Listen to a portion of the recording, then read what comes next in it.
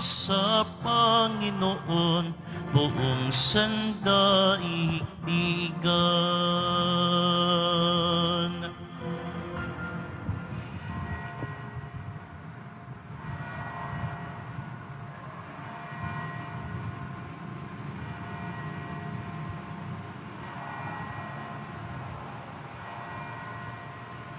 Sa ngalan ng Ama at ng Anak at ng Espiritu Santo, Amen. ang pagpapala ng ating Panginoong Kristo, ang pag-ibig ng Diyos Ama, at ang pakikipagkaisa ng Espiritu Santo naway suma inyong lahat. At sumayo rin. Kumuha tayo ng lakas mula sa banal na Eukaristiya upang mas tumibay pa ang ating pananampalataya at mas malalim pa ang debosyon natin sa Poong Jesus Nazareno.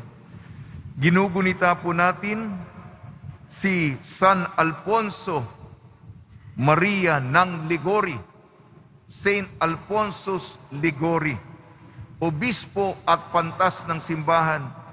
Siya po ang pundador ng mga Redemptorists, ang mga paring Redemptorists. Sila po ang nagtataguyod ng debosyon sa ina ng laging saklolo. Mga kabatid, aminin po natin ang ating makasalanan upang tayo maging marapat gumanap sa banal na pagdiriwang.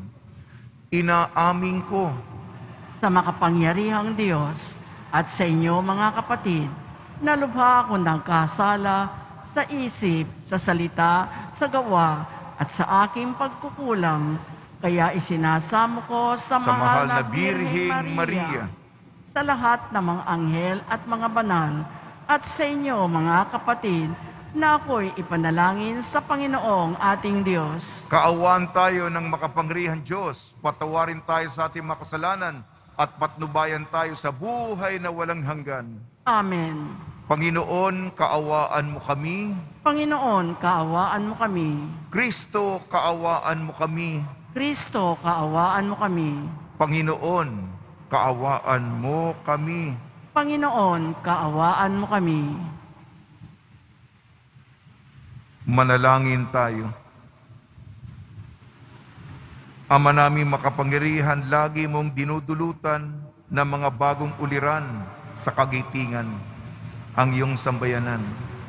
Ipagkalo mo sa diwa ng obispong si San Alfonso Maria na nagmamalasakit sa kapwa aming matapat na masunod ang kanyang mga yapak upang makamta namin ang langit na tinamo niyang gantimpala sa pamamagitan ng Kristo kasama ng Espiritu Santo magpasawalang hanggan. Amen. Magsiupo muna po ang lahat. Pagbasa mula sa aklat ni Propeta Jeremias. Nang taon ding iyon, na ikalimang buwan ng ika-4 na taon ng paghahari ni Sedekias sa Huda, si Jeremias ay kinausap ni Ananias, anak ni Propeta Asur ng Gabaon. Sila nooy nasa patio ng templo, sa harapan ng mga saserdote at ng mga tao. Ang sabi ni Ananias, ito ang sabi ng Panginoon, ang Diyos ng Israel. Winakasan ko na ang kapangyarihan ng hari sa Babylonia. Sa loob ng 2 taon ay ibabalik ko sa templong ito ang lahat ng kagamitan na kinuha ni Haring Nabucodonosor at dinala sa Babylonia. Ibabalik ko rin dito si Esoconias, anak ni Haring Joachim ng Huda, ang lahat ng bihag na taga-Huda na dinala sa Babylonia. Aalisin ko na sa kayo sa ilalim ng kapangyarihan ng Babylonia. Sinabi naman ni Propeta Jeremias kay Propeta Ananias, nang narinig ng mga saserdote ang lahat ng naroon sa patio ng templo. Amen. Ganyan nga sana ang gagawin ng Panginoon. Magkatotoo nawa ang ipinahayag mo, mapabalik mo sana rito mula sa Babylonia ang lahat ng kagamitan ng templo at ang lahat ng dinilaroong bihag. Ngunit pakinggan ninyo ang sasabihin ko sa inyong lahat. Ang mga propetang nauna sa atin ay nagpahayag na magkakaroon ng digmaan, paggutom at salot sa maraming bansa at tanyag na mga kaharian. Kung magkatotoo ang pahayag ng isang propeta na iiral ang kapayapaan, saka lamang natin malalaman ang Panginoon nga ang nagsugo sa Kanya. Pagkarinig niyon, kinuha ni Propeta Ananias ang pamatok na nasa batok ni Jeremias at binali. Pagkatapos, sinabi sa lahat ng naroroon, sinasabi ng Panginoon na ganito ang gagawin niya sa mga pamatok na inilagay ni Haring Nabucodonosor sa lahat ng bansa. At ito'y gagawin niya sa loob ng 2 taon. At umalis si Propeta Jeremias. Pagkalipas ng kaunting panahon, mula nang baliin ni Propeta Ananias ang pamatok ni Propeta Jeremias, kinausap ng Panginoon si Jeremias, pumunta ka kay Ananias at sabihin mo, nawasak mo nga ang pamatok na kahoy, ngunit papalitan ko ng bakal. Lalagyan ko ng pamatok na bakal ang lahat ng bansang ito upang sila'y maglingkod kay Nabucodonosor at magkahagayon nga sila'y paglilingkurin nila sapagkat ipinailalim ko sa kanya pati ang mga hayop sa parang. At sinabi pa ni Propeta Jeremias, Ananias, hindi ka isinugo ng Panginoon at pinapaniwala mo ang isang kabuluanan ang mga taong ito. Kaya't ang sabi ng Panginoon, ikaw ay mawawala sa daigdig na ito. Mamamatay ka roon din to sapagkat tinuruan mo ang bayan na maghimagsik laban sa Panginoon. Nang ikapitong buwan nga ng taong iyon, si Propeta Ananias ay namatay. Ang salita ng Diyos. Salamat sa Diyos. Poon, ituro mo sa akin ang utos mo upang sundin. Poon, ituro mo sa akin ang utos mo upang sundin. Sa landas na di matuwid, huwag mo akong babayaan. Pagkat ikaw ay mabuti, ituro ang iyong aral. Poon, ituro mo sa akin ang utos mo upang sundin. Tulungan mong ihiyag ko iyong tunay na balita. Yamang sa iyong kahatulan, lubos akong may tiwala. Poon, ituro mo sa akin ang utos mo upang sundin. Sa akin ay magsilapit, ang sa iyo ay may takot, maging yung mga tao na alam ang iyong utos. Poon, ituro mo sa akin ang utos mo upang sundin. Sana'y lubos kong masunod ang buo mong kautusan upang hindi mapahiyat, tamuhin ko ang tagumpay. Poon, ituro mo sa akin ang utos mo upang sundin. Nag-aabang ang masama upang ako ay mapatay, ngunit ako'y nagbubulay sa bigay mong kautusan. Poon, ituro mo sa akin ang utos mo upang sundin. Hindi ako nagpabaya sa utos mo at tuntunin, pagkat ikaw ang guro ko na nagturo ng aralin. Poon, ituro mo sa akin ang utos mo upang sundin. Magsitayo na po ang lahat.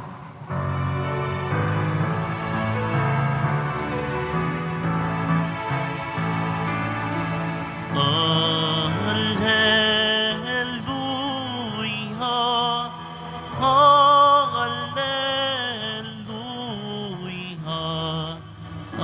Alleluia,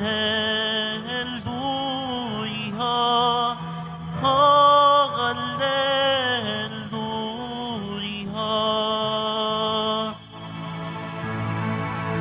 Ang tao ay nabubuhay sa salita ng may kapal na pagkain kaniyang bigay. Hallelujah, Hallelujah,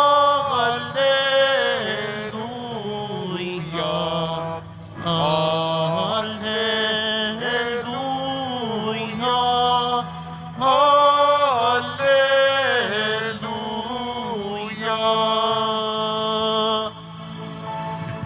Sumainyo ang Panginoon. At sumayo rin, Ang mabuting balita ng Panginoon ayon kay San Mateo. papuri sa iyo, Panginoon. Noong panahong yun, nang marinig ni Jesus ang pagkamatay ni Juan Bautista, siya'y sumakay sa isang bangka at nag-iisang pumunta sa ilang na lugar. Nang mabalitaan naman yun ng mga tao, sila'y lumabas ng bayan at dumakad na sumunod sa kanya. Paglunsad ni Jesus sa dalampasigan, nakita niya napakaraming taong yaong. Nahabag siya sa kanila at pinagaling niya ang mga may sakit na nadala nila. Nang dapit hapon na, lumapit sa kanya ang mga alagad, sinabi nila, "Ilang ang puok na ito at malapit nang lumubog ang araw. Papuntay na po ninyo sa mga nayo ng mga tao upang makabili ng kanilang makakain." Hindi na sila kailangang umalis pa, sabi ni Jesus. "Kayo ang magbibigay sa kanila ng makakain." Sumagot sila, "Lilima po ang tinapay at dadalawa ang isda natin. Dalhin ninyo rito," sabi niya. Pinaupo niya sa damuhan ng mga tao, kinuha ang 5 tinapay at 2 isda. Tumingala siya sa langit, nagpasalamat sa Diyos, pinagpira-piraso ang mga tinapay at inuutos sa mga alagad na ipamigay yon sa mga tao. Kumain silang lahat at nabusog. Tinipon ng mga alagad ang lumabis at sila'y nakapuno ng 12 bakol ng pira-pirasong tinapay. May 5,000 lalaki ang kumain, bukod pa sa mga babae at mga bata. Ang mabuting balita ng Panginoon. Pinupuri ka namin, Panginoong Heso Kristo. Magsiupo muna po ang lahat. Binabati po namin kayo sa pagpapala, pagbibindisyon, pagbibiyaya, pagkakalob ng napakaraming grasya mula sa ating napakabait, Nuestro Padre Jesus Nazareno. Salamat po. Simula ng panibagong linggo, tayo po'y nagninilay sa salita ng Diyos. Kinakausap natin ang Panginoon. May konversasyon tayo, gusto nating mapalalim. Ano ba ang gusto nyo? Paano ko pa kayo mapapaligaya? Ang mga pagbasa may pahudyat na mga aral. Propeta Jeremias. Sino ba yung tunay na propeta? Kinausap ni Jeremias ang isang huwad na propeta. Itong propetang ito, maganda kasi ang mga sinasabi. Ika nga sa manghuhula. Yung gusto mong marinig, ay, wow, uy, ano kaya gustong marinig nito? Ayun. Ha? Para, di ba, ganun tayo. Yung magandang marinig, yung gusto mo. Hindi ka tunay na propeta. Binobola mo lamang ang tao. Hindi ka galing sa Diyos. Sabi ni Jeremias, kasi ito'y panahon ng pagtapon nila sa Babylonia, yung makapangyarihang hari Nebuchadnezzar. Sabi ng bulaang propeta, gaganda na. Sabi ni Jeremias, hindi. Lalo pang patuloy ang paghihirap, lalo pang mahihirapan tayo. Yan, nako. Kaya yung mga tao, ayaw marinig si Jeremias. Pero totoo, dahil sa kasalanan ng tao, sila'y tinapon nasa kaptibidad ng Babylonia at patuloy at nadadagdagan pa ang parusang natamon nila dahil sa kanilang mga kasalanan. Paalala po yan sa ating Ebanghelyo ayon kay San Mateo. Pagpapahalaga ito sa banal na misa sapagkat itong pagpaparami ng tinapay, 5 tinapay, 2 isda. Meron 5,000 lalaki, hindi pa kasama sa bilang ang mga babae at mga bata. Sabi ng mga apostol, nagkikwenta sila, magaling sila sa matematika. Panginoon, gagabi na, magugutom yung mga tao. Tapusin na natin ito. Sabi ni Jesus, kayo ang magpakain mo. Paano mangyayari ito? Kay Jesus, itinuturo niya ang kahiwagaan. Ito'y patikim, tinuturo ang mirakulo ng Eucharistia. Lahat ay mabubusog. Lahat makikinabang. Libo-libo at sobra-sobra pa ang natira. 12 bakol pa ang natipon nila. Ito ang larawan, mga kapatid. Walang imposible sa Panginoon. Akala natin kulang, ngunit hindi lang sapat, labis-labis pa kung tayo maniniwala. Ito'y simbolo ng Eucharistia. Ano yung mga aksyon? Kinuha ni Jesus ang tinapay, tumingala sa langit, nagpasalamat sa Diyos, pinagpira-piraso at ibinigay. Ito po ang mga Eucharistiyang aksyon at nangyayari ito tuwing misa. Ito po ay sinasariwa namin sa pagdiriwang ng Eucharistia bilang mga hindi karapat-dapat na pari upang ipaalala sa atin ang bangketeng ipagkakalob sa atin sa kalangitan. Una muna, ang daan ng deboto ay pagpapakasakit, pero din may kaluwalhatian, pero dadaan tayo sa krus.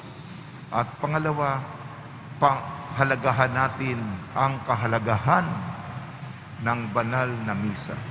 Tulong ni Maria, ni San Jose, ni San Alfonso Maria de Ligori, ang mga redemptorista, siya po ang pundador nito, itinatuguyan ang debosyon sa ina ng laging saklolo. Nawa po ay tumalima tayo sa kalooban ng Panginoon.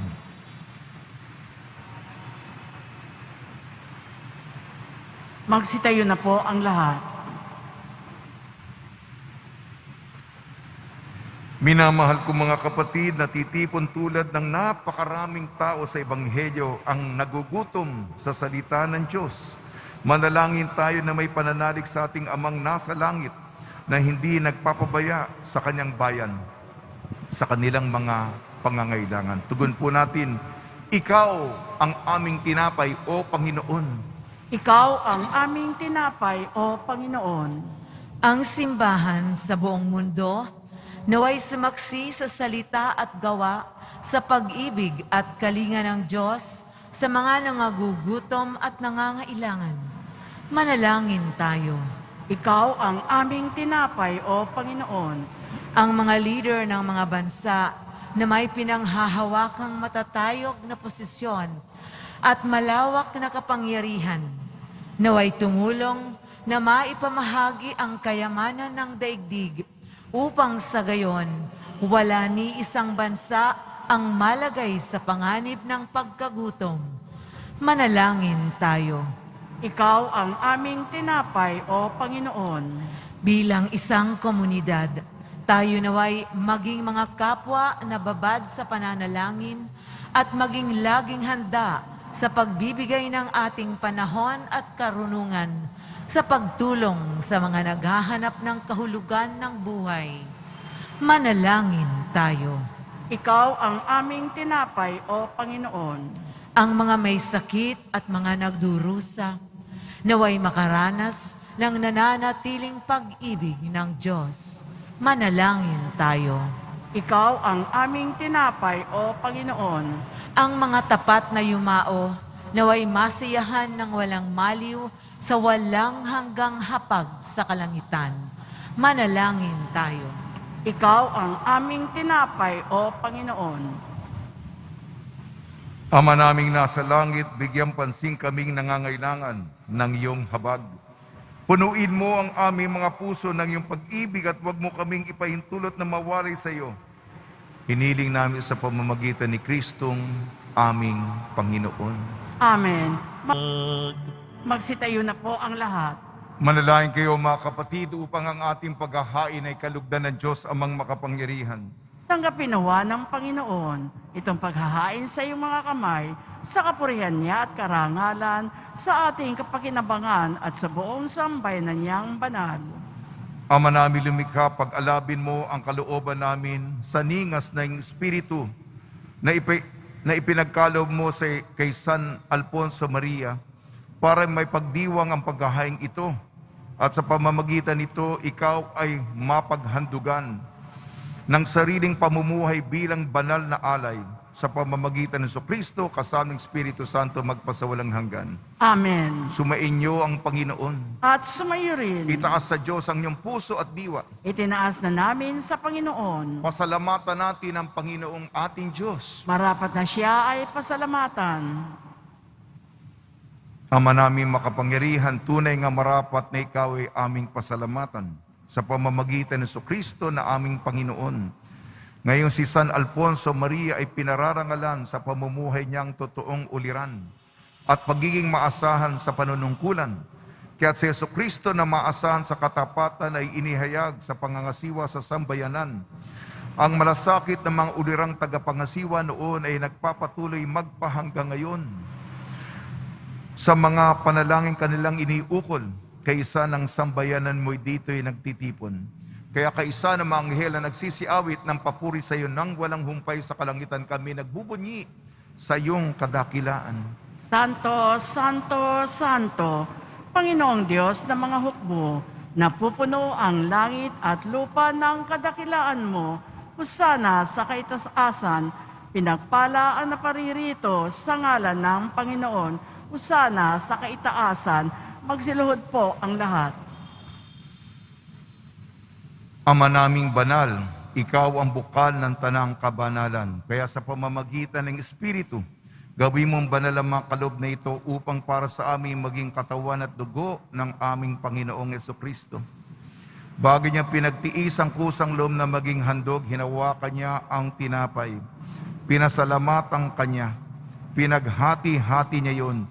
Iniabot sa kanyang malagad at sinabi, tanggapin ninyong lahat ito at kanin. Ito ang aking katawan na ihahandog para sa inyo.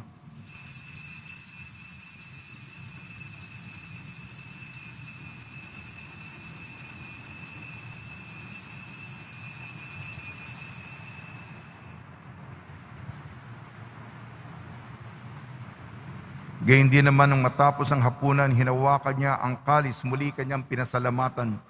Inibot niyang kalis sa kanyang malagad at sinabi, "Tanggapin ninyong lahat ito at inumin.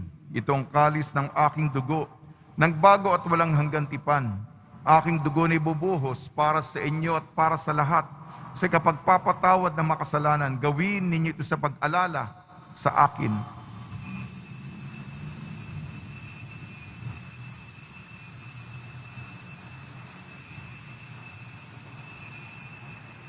Magsitayo na po ang lahat. Ipagbunyi natin ang misteryo ng pananampalataya. Si Kristo'y namatay, si Kristo'y nabuhay, si Kristo'y babalik sa wakas ng panahon. Ama, ginagawa namin ngayon ang pag-alala sa pagkamatay at muling pagkabuhay ng iyong anak.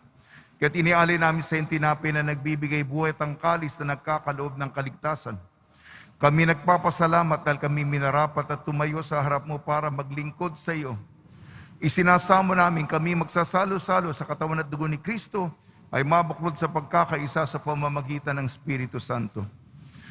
Ama, lingapi may simbahang laganap sa buong daigdig. Puspusin mo kami sa pag-ibig kaysa ni Francisco na aming Papa at ni Jose na aming Obispo at ng Tanang Kaparian. Alalahanin mo rin ang mga kapatid namin na himlay na may pag-asang sila'y muling mabubuhay. Gayon din ang lahat mapumanaw, kaawan mo sila at patuloyin sa iyong kaliwanagan. Kaawan mo at pagdapating kaming lahat na makasalo sa iyong buhay na walang wakas. Kaysa ng mahal na Birhing Maria na Ina ng Diyos, Nuestra Señora de la Buena Hora, ng kabiyak na puso niyang si San Jose, kaysa ng apostol, San Alfonso Maria de Ligori, ni San Juan Bautista at ng lahat ng mga banal na namuhay dito sa daigdig ng kalugod-lugod sa iyo. May pagdiwang nawa namin ng pagpupuri sa kararangal mo sa pamamagitan ng anak na aming Panginoong Hesukristo. Sa pamamagitan ni Kristo, kasama niya at sa Kanya ang lahat ng parangal at papuri ay sa iyo, Diyos amang makapangyarihan, kasama ng Espiritu Santo, magpasawalang hanggan. Amen. Sa tagubili naman nakakagaling na utos at turo ni Jesucristo na Panginoon natin at Diyos, ipahayag natin ng lakas loob. Ama namin, sumasalangit ka, sambahin ang ngalan mo, mapasa amin ang kaharian mo, sundin ang loob mo dito sa lupa para nang sa langit. Bigyan mo kami ngayon ng aming kakanin sa araw-araw at patawarin mo kami sa aming mga sala para nang pagpapatawad namin sa nagkakasala sa amin at huwag mo kaming ipahintulot sa tukso at iadya mo kami sa lahat ng masama. Hinihiling namin kami iadya sa lahat ng masama, pagkalooban ng kapayapaan, araw-araw iligtas sa kasalanan at ilayo sa lahat ng kapahamakan. Samantalang aming pinananabikan ang dakilang araw ng pagpapahayag ng tagapagligtas naming si Jesucristo. Sapagkat iyo ang kaharian at ang kapangyarihan at ang kapurihan magpakailanman. Amen. Panginoon Jesucristo, sinabi mo sa mga apostol, kapayapaan ang iniiwan ko sa inyong aking kapayapaan, ibinibigay ko sa inyo. Tungyan mo ang aming pananampalataya at huwag ang aming mapagkakasala. At pagkalooban mo kami na kapayapaan at pagkakaisa, ayon sa iyong kalooban, kasama ng Espiritu Santo, magpasawalang hanggan. Amen.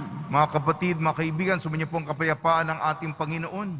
At sumayo rin. Magbigayan po tayo ng kapayapaan sa isa't isa.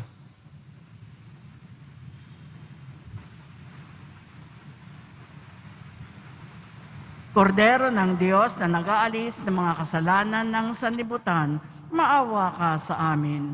Kordero ng Diyos na nag-aalis ng mga kasalanan ng sanlibutan, maawa ka sa amin.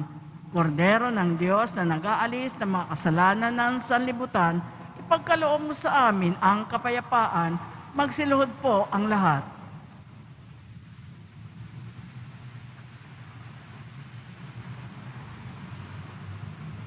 Ito ang kordero ng Diyos, ito nag-aalis na kasalanan ng sanlibutan, mapalad ang mga inayayahan sa kanyang piging. Panginoon, hindi ako karapat-dapat na magpatuloy sa iyo, ngunit sa isang salita mo lamang ay gagaling na ako.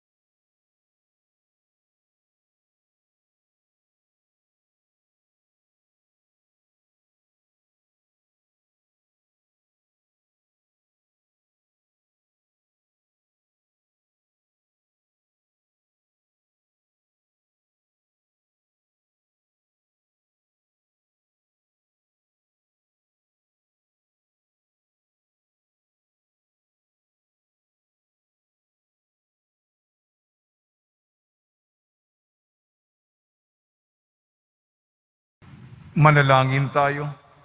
Ama namin mapagmahal, binigyan mo ng pagkakataon si San Alfonso Maria para matapat na gumanap at maglahad ng paghahain ng pakikinabang.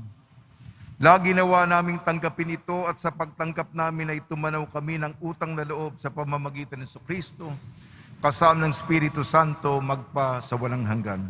Amen. Pagbabasbas sa mga deboto ng kanilang mga kahilingan at dasalan. Mahal na pong Jesus Nazareno, inayag mo sa pamamagitan ng krus ang walang maliw na pag-ibig ng Diyos sa sangkatauhan. Pakinggan mo ang kahilingan yung kan nagsusumamo sa iyo, makamtanawa nila yung katugunan at tanggapin ang kasagutan na may utang na loob na tinatanaw. Basbasan din po ninyo mga daladala nila mga imahin at dasalan sa pamamagitan ng bendisyon na ito. Naway maalala ng mga pangako sa binyag na ikaw ibig at pagliling karambilang Panginoon magpasawalang hanggan. Amen. Sumayin niyo ang Panginoon At sumayo rin at pagpalain kayo ng makapangyarihan Diyos, Ama, Anak at Espiritu Santo. Amen. Paglayin po ninyo sa inyong pag-alis ang kapayapaan ni Jesucristo. Salamat sa Diyos.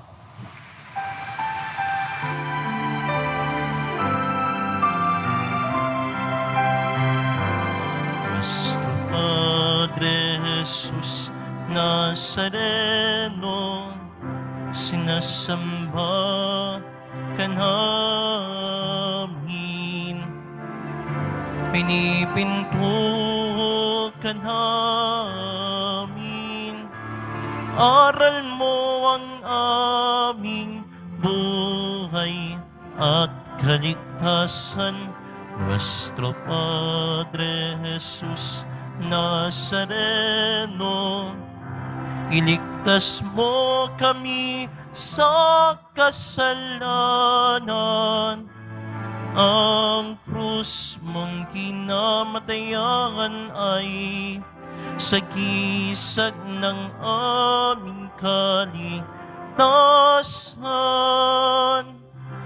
Nuestro Padre Jesus Nazareno,